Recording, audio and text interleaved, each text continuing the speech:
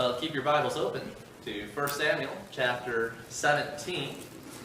We're going to be looking into the familiar story of David and Goliath. However, as you'll see, I don't want to call this the story of David and Goliath. I want to call this the giant versus the Lord, because that's what the text really brings out. This is not a matter of a small man versus a great man. This is not a matter of a swift man against a heavy man.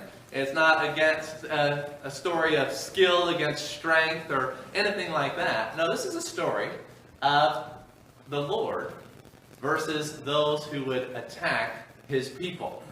And that's what David knows, and that's what everyone else doesn't see.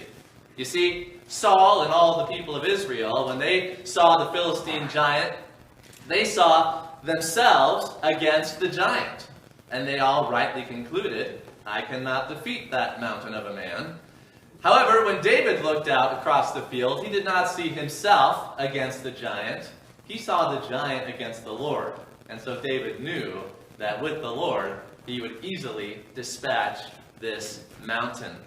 We come to 1 Samuel chapter 17, and we have a strong contrast between the sermon this week and the sermon from last week.